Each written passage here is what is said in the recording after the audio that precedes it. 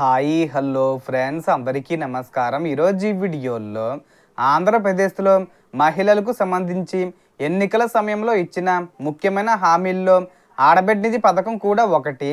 ఈ పథకాన్ని ఎప్పుడు ప్రారంభిస్తారు, అర్హతలు ఏంటి, అప్లికేషన్స్కి సంబంధించి ఏ ఏ డాక్యుమెంట్స్ కావాల్సి ఉంటుంది, సో దానికి సంబంధించిన పూర్తి ఇన్ఫర్మేషన్ ఈ వీడియోలో తెలుసుకుందాం. వీడియోని ఎక్కడా కూడా స్కిప్ చేయకండి ఫ్రెండ్స్, అండ్ కూడా చూడండి. వీడియో స్టార్ట్ చేసే ముందు మీకు ఒక small request friends, AP government నుంచి పథకాలకు సంబంధించి ఏ చిన్న అప్డేట్ వచ్చినా మీరు మిస్ కాకుండా ఉండాలంటే వెంటనే మన ఛానల్ని సబ్స్క్రైబ్ చేసుకోండి.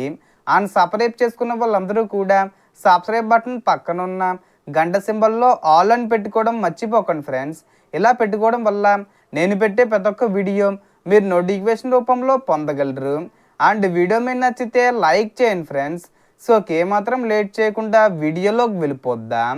సో ఈ ఆడబిడ్డ నిధి పథకం కింద అర్హత ఉన్న మహిళలకు ప్రతి నెల 1500 రూపాయలు చొప్పున ఆర్థిక సహాయం అందిస్తామని హామీ ఇచ్చారు.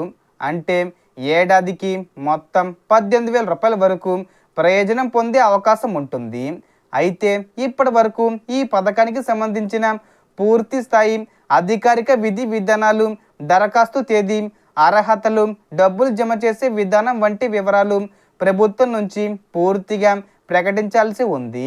పథకం అమలులో ఆలస్యం అవుతున్న నేపథ్యంలో గత నెలల మొత్తాన్ని కలిపి ఒకేసారి 18,000 రూపాయలు ఇచ్చే అవకాశం ఉందనే చర్చ జరుగుతుంది. కానీ ఇది ప్రస్తుతం అధికారికంగా ఖరారైన విషయం కాదు.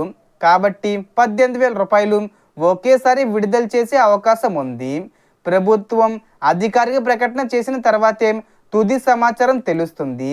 అప్లికేషన్ ప్రక్రియ అనేది సెప్టెంబర్ 10వ తేదీ వచ్చే ముందు తేదీల్లో ఏదో ఒక తేదీన ప్రారంభించే అవకాశం ఉంది. ఇక అప్లికేషను ప్రారంభమయ్యే ముందు కొన్ని ముఖ్యమైన డాక్యుమెంట్లు సిద్ధంగా ఉంచుకోవడం మంచిది. ఆధార్ కార్డు, ఆధార్కు లింక్ అయిన మొబైల్ నెంబరు, బ్యాంకు పాస్బుక్ లేదా బ్యాంక్ ఖాతా వివరాలు, passport size photo, ration card లేదా కుటుంబ వివరాల పత్రాలు, అవసరమైతే ఆదాయ ధృవీకరణ పత్రం వంటివి సిద్ధంగా ఉంచుకోవచ్చు. అయితే ఇందులో ఏ డాక్యుమెంట్లు తప్పనిసరి అనేది ప్రభుత్వం విడుదల చేసే అధికారిక నోటిఫికేషన్లో స్పష్టమవుతుంది.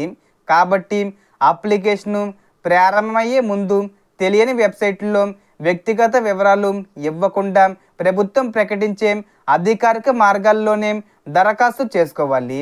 కాబట్టి అర్హత ఉన్న మహిళలు అవసరమైన ప్రాథమిక పత్రాలను సిద్ధంగా ఉంచుకొని అధికారిక అప్డేట్ కోసం వేచి ఉండండి.